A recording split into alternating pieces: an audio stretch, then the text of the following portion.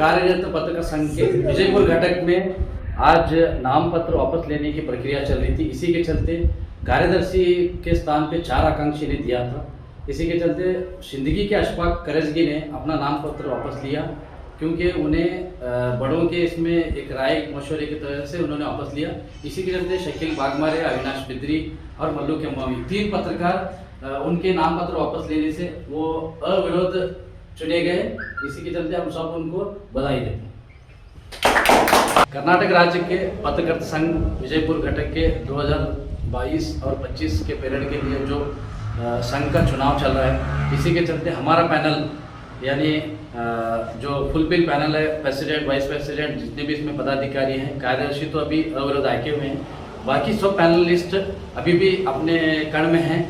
कल से हम अपना प्रचार शुरू करेंगे, पूरे जिले में अपना प्रचार रहेगा।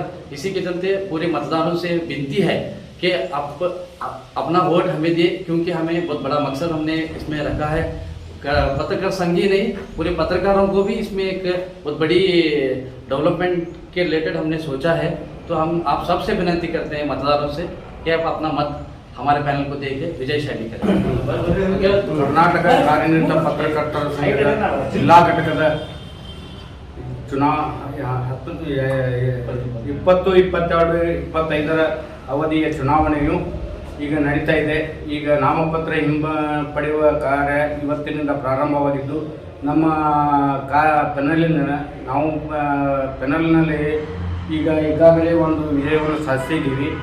ನಮ್ಮ ಅಶ್ಫಾಕ್ ಕರಜ್ಗಿ ಅವರು ತಮ್ಮ ನಾಮಪತ್ರ ಹಿಂಪಡೆದು ನಮ್ಮ 3 ಅಭ್ಯರ್ಥಿಗಳನ್ನು ಅವಿರೋಧವಾಗಿ ಆಯ್ಕೆ ಮಾಡಿದ್ದಾರೆ, ಅವರಿಗೆ ಅಭಿನಂದನೆಯನ್ನು ಸಲ್ಲಿಸುತ್ತಾ, ಹಾಗೂ ಈಗ ಮುಂದೆ ನಮ್ಮ ಪೂರ್ತಿ ಈ ಚುನಾವಣೆಯಲ್ಲಿ ನಮ್ಮ ಪೆನಲ್ ಪೂರ್ತಿಯಾಗಿದೆ।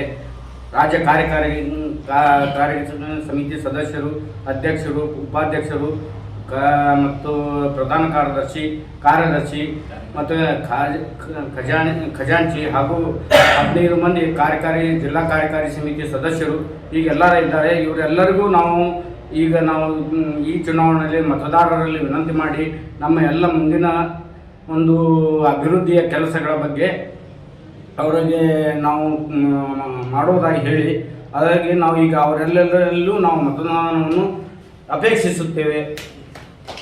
Very good.